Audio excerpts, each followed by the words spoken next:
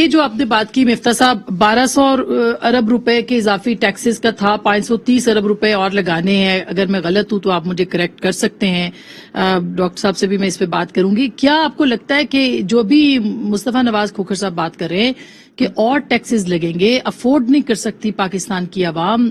I am F اس وقت جو ہے وہ کس بات کے اوپر اس وقت ڈیڈ لاک ہے پاکستان کا؟ پاکستان کہہ رہا ہے کہ ہم نے نہیں لگانے یہ ٹیکسز، یہ کیا صورتحال ہے اس وقت؟ شکریہ میری بہن۔ مصطفیٰ بھائی کی بات کو آگے چلاتے ہوئے جو انہوں نے بڑی معقول بات کری کہ یہ حکومت کہہ رہی ہے کہ انٹرنیشنلی مہنگی چیزیں ہیں۔ پہلے آپ کو پتا ہے کہ ساری چیزیں جو تھیں وہ پچھلی حکومتوں پہ وہ الزام لگاتے تھے، اب کہہ رہے ہیں کہ انٹرنیشنلی مہنگائی ہے۔ تو بہن گزارش یہ ہے کہ ہندوستان میں پچھلے سال یعنی کہ جو ابھی ختم ہوا ہے جولائی میں 4.35% انفلیشن تھا، سری لنکا میں 5.7% اور بنگلہ دیش میں 5.6%، یہ انفلیشن۔ تو پاکستان میں آپ 12% انفلیشن ہے، فوڈ انفلیشن اس سے شاید زیادہ ہے، رورل فوڈ انفلیشن اس سے زیادہ ہے۔ تو یہ کہنا کہ اگر ہم دوسرے ملکوں میں بھی مہنگائی ہے تو سچی بات ہے کہ وہاں پہ نہیں ہے، پاکستان میں خصوصی طور پر مہنگائی آئی ہے۔ اور آپ دیکھیں کہ جب 3 سال پہلے ہم گئے تھے تو پاکستان گندم میں خود کفیل تھا، ہم ایکسپورٹ کر رہے تھے گندم، آج ہم گندم امپورٹ کرنے لگے ہیں۔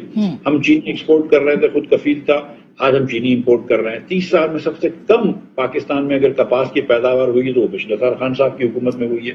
جس شعبے کے اندر شعبات زندگی میں جہاں پہ خان صاحب نے ہاتھ رکھا ہے وہاں پر ایک تنزلی آئی ہے، وہاں پر ایک پختگی آئی ہے۔ یہ تو بات طے ہے نا، آپ کے اہل تو نہیں ہے یہ بات، تو میرے خیال سے اب پی ٹی آئی کے سپورٹرز بھی مانتے ہیں کہ ہاں کوئی بولیں سیکھ رہے ہیں، کام آ رہا ہے، مشکل ہے۔ اہل تو نہیں ہے جو آپ نے بات کری کہ 6 پتہ نہیں کتنے فائنانس منسٹرز چینج ہو گئے۔ جی آئی ایم ایف ان سے کہہ رہا ہے 1% آف GDP ٹیکس لگاؤ، اور اس کی جو وجہ وہ یہ ہے کہ جب ہماری حکومت گئی تھی چھوڑ کے تو ہم نے 11.6% ٹیکس جمع کیا تھا، FBR ٹیکس، جو معیشت کے حجم کا۔ اب معیشت کے حجم کا یہ 11.6 سے کم کر کے یہ 9.6 پہ آ گئے، تو 2% آف GDP انہوں نے ٹیکس کم کر دیا۔ اس سال ٹیکس کی ان کو امپورٹ کے سٹیج پہ تو ٹیکس آ رہا ہے لیکن پھر بھی وہ اس سٹیج پہ نہیں جا رہے، تو آئی ایم ایف ان کو 1% اور کہہ رہا ہے، اور مزید میرے خیال سے یہ بات کر رہے ہیں کہ 30 روپے یہاں سے پیٹرول مہنگا کرنے کی بات کر رہے ہیں، اور انڈیویجول انکم ٹیکس کو پتہ نہیں 30-40% اور یہاں سے بڑھانے کی بات کر رہے ہیں۔ میری تو بہت زیادہ درخواست ہے حکومت سے کہ خدا را دیکھیں، ہم نے آئی ایم ایف کو ووٹ نہیں دیا تھا، یا آئی ایم ایف بہرحال سلیکٹ نہیں ہوئی تھی، عمران خان سلیکٹ ہوئے تھے، تو خدا را تعلقات رکھیں اور یہ والی حرکتیں نہ کریں۔ یہ سیریسلی تو آپ یہ کہہ رہے ہیں کہ مزید ابھی مہنگائی ہونی ہے ان آئی ایم ایف کے مذاکرات کے بعد، اگر یہ کامیاب ہو جاتے ہیں تو کامیاب ہونے کے چانسز کتنے ہیں؟ کیونکہ $1 ارب کی بات ہے مگر وہ تو چاہیے ہمیں ہر صورت ورلڈ بینک کے لیے۔ نہیں، میں گزارش یہ کر رہا ہوں کہ مزید مہنگائی تو ہوگی، کیونکہ آپ نے 2 دن پہلے پیٹرول مہنگا کیا ہے، 2 دن پہلے بجلی مہنگی کری ہے، مزید تو مہنگائی ہوگی۔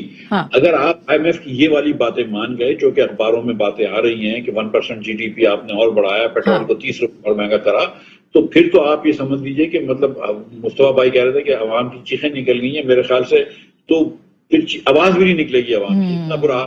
تو یہ ہم ایز اے سیاسی پارٹی تو ہمیں اس وقت لوگوں کے پاس جا کے ان کے مطلب غم کے دن میں شریک ہونا ہے، اور اس وقت لوگوں کا بڑا غصہ ہے، میں آپ کو